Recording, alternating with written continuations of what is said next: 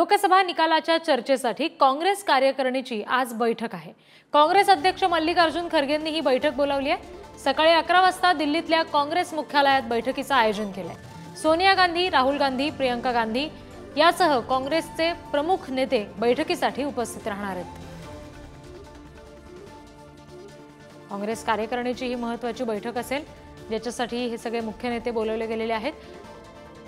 सकाळी 11 वाजता काँग्रेस वर्किंग कमिटीची बैठक होणार आहे। दिल्लीतली ही काँग्रेसची खलबतं असतील, जी पुढची रणनीती ठरवतील। दुपारी 1 वाजता राहुल गांधींची पत्रकार परिषद होणार आहे आणि या पत्रकार परिषदेनंतर संध्याकाळी 5:30 वाजता संसदीय पक्षाची बैठक असेल आणि या बैठकीनंतर संध्याकाळी 7 वाजता नवनिर्वाचित खासदारांचं स्नेहभोजन आयोजित करण्यात आलेलं आहे।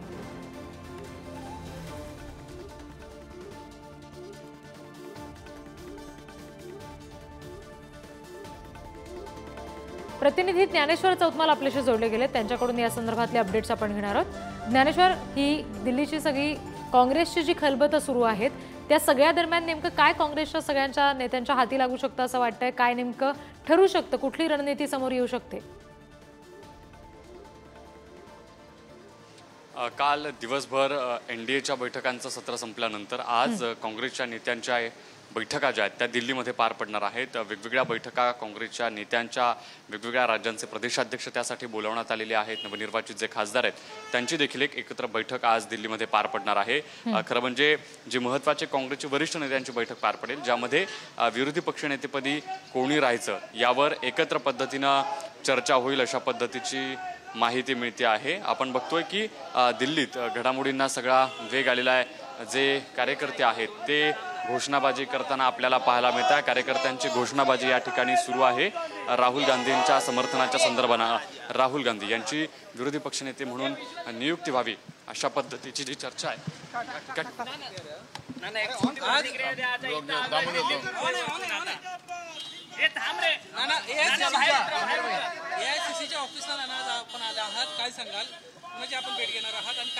आज आता CWC ची मीटिंग आहे, त्या मीटिंगमध्ये मी आलेला आहो आणि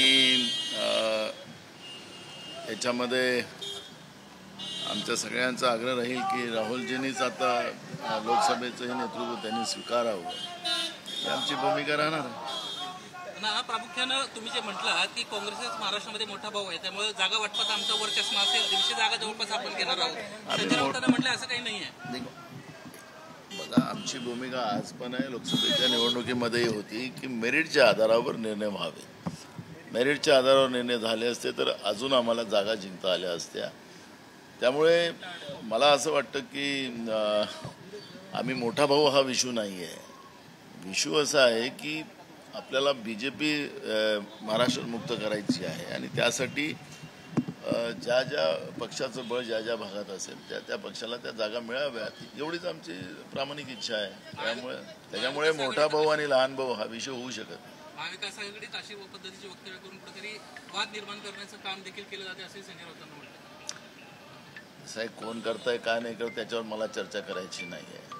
मी कामामध्ये आपलं लक्ष घालतो आणि प्रामाणिक लक्ष घालतो, त्याच्यामुळे रिझल्ट आलेले आहेत। त्याच्यामुळे मला कोणाच्या सर्टिफिकेटची गरज नाही। पण ठाकरेंचा स्ट्राईक रेट गडगडलाय का? कारण की 22 जागा लढवल्या, तिथे 9 आल्या, तुम्ही 17 जागा लढवल्या, तिथे 13 आल्या। एक अपक्ष खासदाराचा पण पाठिंबा आहे, आता मग 14 खासदार झालेत तुमचे।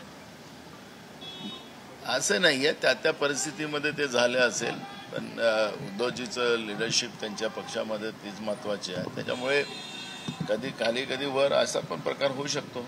मीटिंग इथं नसेल वाटतं मला। मीटिंग इथं आहे का? प्रफुल्ल पटेलांचे फ्लॅट जे होते जप्त केलेले ईडीनं, ते आता पुन्हा एकदा माघारी दिलेले आहेत। कुठेतरी मंत्रिपद होता येते आणि तत्पूर्वी आता रिलीफ मिळतोय त्यांना। काही नाही ना, सगळं भ्रष्टाचारी सरकार देशामध्ये पुन्हा आली, ज्यांनी देश विकला तेच लोक सत्तेमध्ये बसले आणि त्याच्यामुळे हे सगळे प्रश्न आपल्याला पाहायला मिळत आहे। त्याच्यामुळे जे भाजपमध्ये आहे ते ईडी मुक्त आणि भाजपमध्ये नसतील ते ईडी युक्त असा जो प्रकार आहे तो स्पष्ट होतो। संजय राऊत म्हणतात की खरं तर तुम्हाला, अर्थात तुमचं पक्षाचं काम नाही गेलं, तुम्हाला जास्त कष्ट नाही घ्यावे लागले।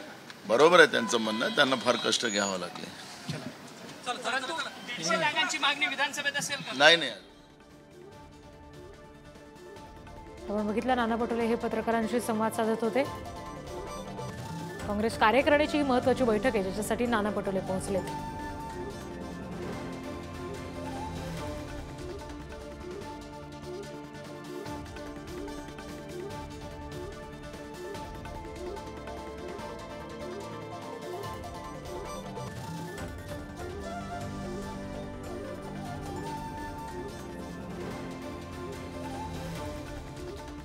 बघितलं लोकसभा निकालाच्या चर्चेसाठी म्हणून काँग्रेस कार्यकारिणीची ही महत्त्वाची बैठक आहे.